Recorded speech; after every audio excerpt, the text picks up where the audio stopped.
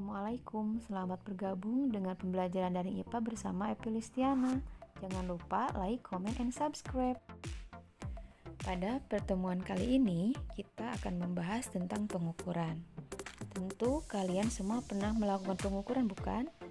Misalnya, mengukur panjang dari sebuah benda dengan menggunakan penggaris. Nah, apa sih pengertian dari pengukuran itu? Pengukuran merupakan proses membandingkan suatu besaran dengan besaran lain yang dijadikan sebagai standar. Misalnya, kita akan membandingkan panjang sebuah benda dengan penggaris. Pada pengertian pengukuran, tadi ada kata yang bernama besaran. Nah, besaran di sini adalah besaran fisika. Apa sih besaran itu? Besaran itu merupakan segala sesuatu yang bisa diukur dan dinyatakan dengan angka. Contohnya misalnya tinggi badan, suhu, dan massa. Jenis-jenis besaran. Besaran berdasarkan nilai dan arah ada dua jenis, yaitu besaran skalar dan besaran vektor.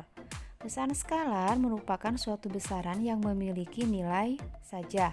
Contoh dari besaran skalar itu adalah massa, panjang, dan suhu. Sedangkan yang kedua ada yang namanya besaran vektor. Besaran vektor ini selain memiliki nilai, dia juga memiliki arah. Contohnya misalnya kecepatan, percepatan, dan gaya. Kemudian jenis besaran berdasarkan satuannya ada dua jenis. Yang pertama ada besaran pokok. Besaran pokok merupakan besaran fisika yang satuannya sudah ditentukan terlebih dahulu. Nah, besaran pokok ini ada 7, diantaranya massa dengan satuan kilogram, gram, ton, kuintal, dan lain-lain. Yang kedua ada panjang. Panjang bisa memiliki satuan meter, kilometer, sentimeter. Kemudian waktu. Waktu bisa memiliki satuan sekon, menit, atau jam. Suhu bisa memiliki satuan derajat Celcius, derajat Fahrenheit, derajat Reaumur atau Kelvin. Kemudian ada arus listrik. Arus listrik memiliki satuan ampere. Intensitas cahaya memiliki satuan kandela, dan yang terakhir ada namanya jumlah zat, memiliki satuan mol. Jenis besaran berdasarkan satuannya yang kedua adalah besaran turunan. Besaran turunan ini merupakan besaran yang satuannya sudah dijabarkan atau diturunkan dari 2 atau lebih besaran pokok. Contohnya misalnya besaran luas. Besaran luas merupakan turunan dari besaran panjang, yaitu panjang kali lebar. Kemudian ada besaran volume. Besaran volume merupakan besaran yang diturunkan dari besaran panjang. 3 kali besaran panjang, yaitu panjang, lebar, dan tinggi. Kemudian ada massa jenis. Massa jenis merupakan besaran turunan yang diturunkan dari besaran pokok, massa, dan volume. Dan masih banyak lagi besaran turunan. Besaran turunan ini jumlahnya tidak terhingga.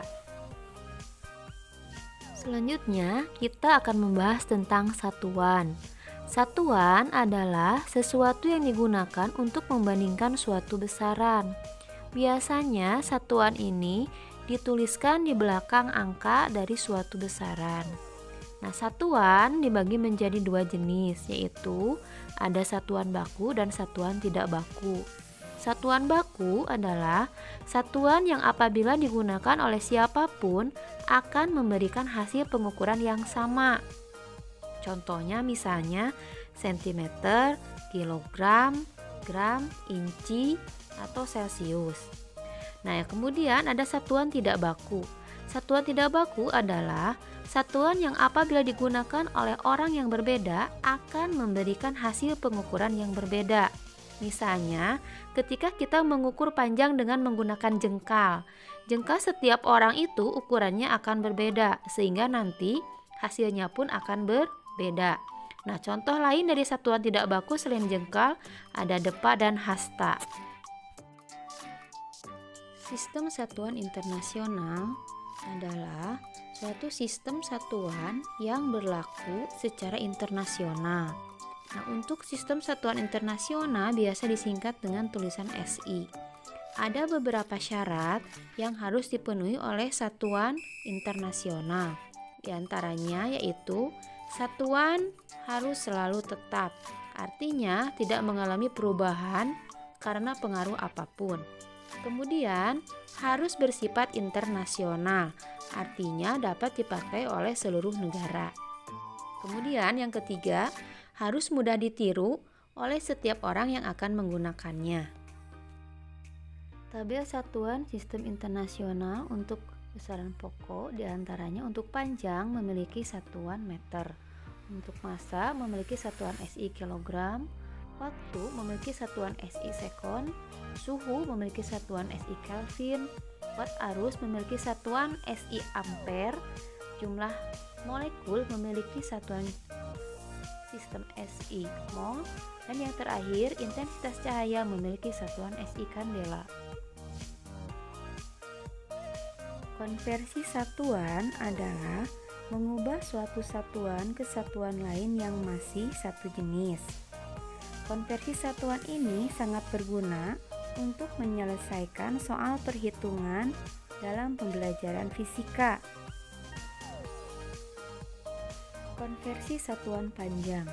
Untuk mengkonversi atau mengubah satuan panjang di sini, kita biasanya menggunakan bantuan berupa tangga konversi.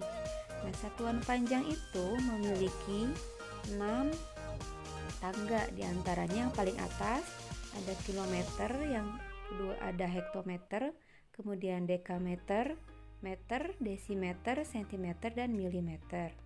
Ketika kita ingin mengkonversi satuan dari atas ke bawah, kita hanya mengalihkan saja 10 per tangganya. Misalnya, kita ingin mengubah 1 kilometer menjadi meter. Berarti di sana kita turun 3 tangga, artinya 1 kilometer sama dengan 1 dikali 1000 sama dengan 1000 meter. Jadi 1 tangga turun itu bernilai 10.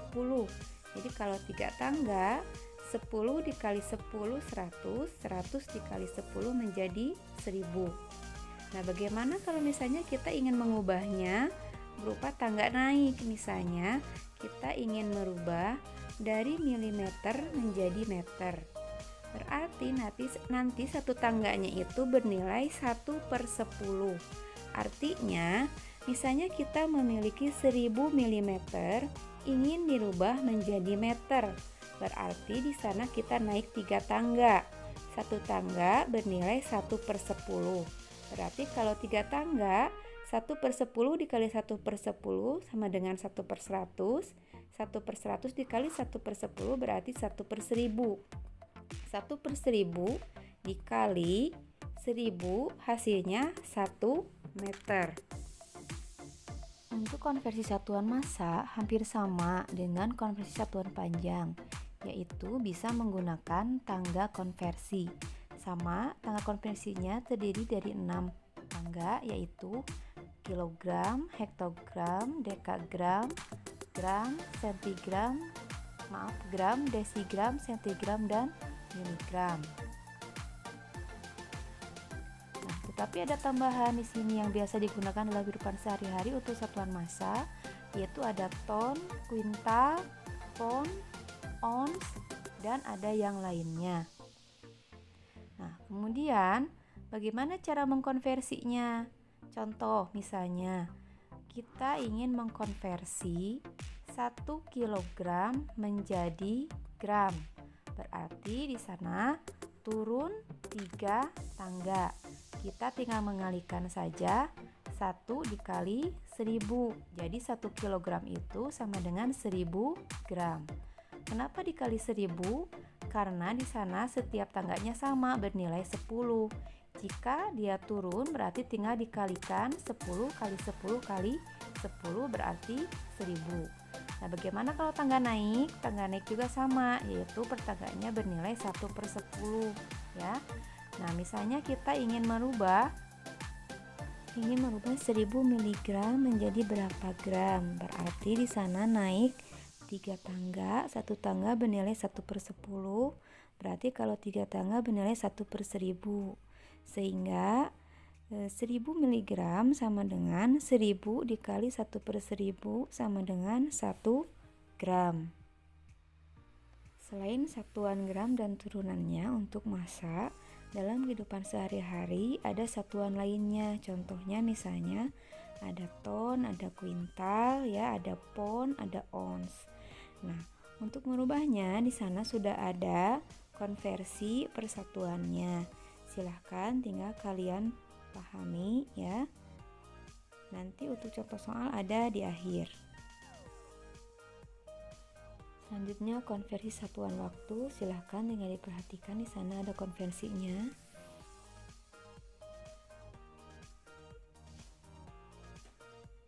Konversi satuan luas hampir sama ya, dengan panjang bedanya untuk luas per tangganya bernilai 100. Nah, untuk satuan volume ini sudah ada konversinya. Nanti untuk contoh soalnya ada di selanjutnya.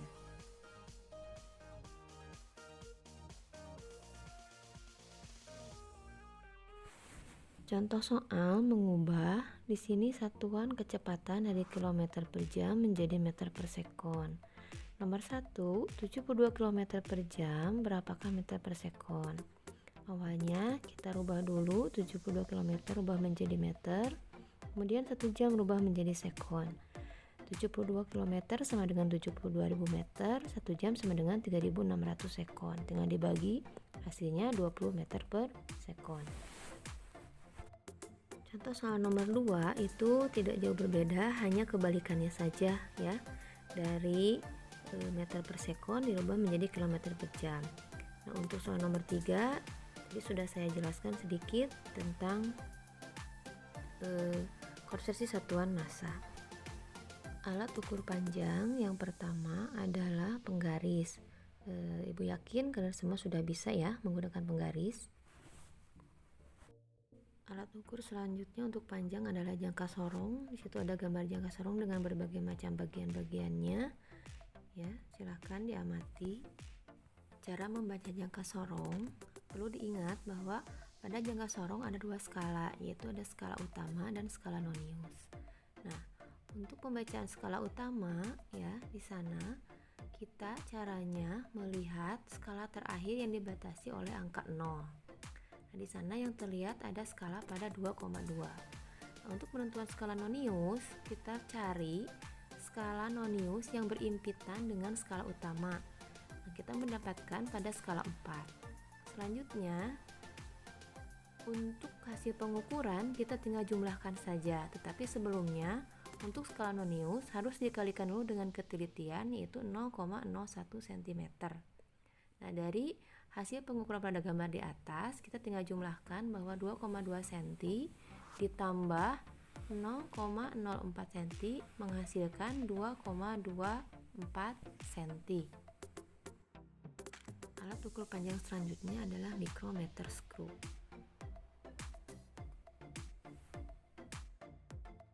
Cara membaca micrometer screw, yang pertama kita harus menentukan dulu skala utamanya, yaitu dengan cara melihat skala terakhir yang terlihat pada skala utama, yaitu di sini terlihat 4,5 mm.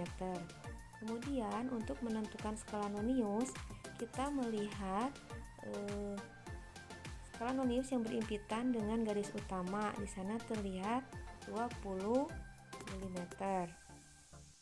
Untuk skala nonius kita harus mengalihkannya dengan ketelitian, yaitu 0,01 mm. Kemudian untuk hasil pengukuran kita tinggal menjumlahkan skala utama dengan skala nonius. Selanjutnya alat ukur massa. Di sana ada beberapa alat ukur massa, yaitu neraca dengan macamnya. Cara membaca neraca Ohaus 3 lengan, tinggal menambahkan saja angka yang tertera pada setiap lengan ya. Di sana sudah terlihat caranya, silakan dipahami. Kemudian alat ukur waktu, di sana ada berbagai macam jam ya, ada arloji, ada jam pasir, ada stopwatch, ada jam matahari. Kemudian alat ukur suhu, di sana ada berbagai macam termometer ya, di antaranya ada termometer suhu badan, ada termometer ruangan, ada termometer laboratorium. Kemudian alat ukur arus listrik, ada yang namanya ampermeter dan ada juga multimeter. Kemudian alat ukur intensitas cahaya namanya luxmeter. Pengukuran volume untuk benda yang bentuknya tidak beraturan ada dua cara. Yang pertama menggunakan gelas ukur. Nah, langkah yang pertama, kita sediakan dulu atau masukkan air ke dalam gelas ukur dengan tinggi tertentu. Misalnya di sini tingginya 30 ml. Setelah itu kita masukkan benda yang akan diukur volumenya. Kemudian kita amati lagi berapa volume terakhir air tersebut setelah diberi benda. Setelah itu, kita tinggal mengurangi volume akhir air dikurangi volume awal air. Nah, itulah volume benda yang kita ukur. Selanjutnya, dengan cara menggunakan gelas ukur berbancuran, yaitu pertama-tama kita isi dulu gelas ukur berbancuran dengan air, kemudian kita masukkan benda yang akan kita ukur volumenya. Setelah itu, nanti akan ada air yang tumpah dari gelas ukur tersebut. Nah, kita ukur berapa volume air yang ditumpahkan setelah dimasukkannya benda yang akan kita ukur volumenya. Nah, volume air yang ditumpahkan itu sama dengan volume benda yang akan kita ukur. Cara mengukur volume benda yang bentuknya teratur lebih mudah ya. Kita hanya tinggal mengukur sisi-sisinya saja. Kemudian nanti kita tinggal menghitung dengan menggunakan rumus yang telah ada, disesuaikan dengan bentuk bendanya. Untuk tugas, silakan kalian kerjakan LKS uji kompetensi bab 1 bagian A dan B di buku tugas. Alhamdulillah, untuk pertemuan kali ini kita telah selesai. Jangan lupa kerjakan tugas dan kumpulkan tepat waktu. Wassalamualaikum.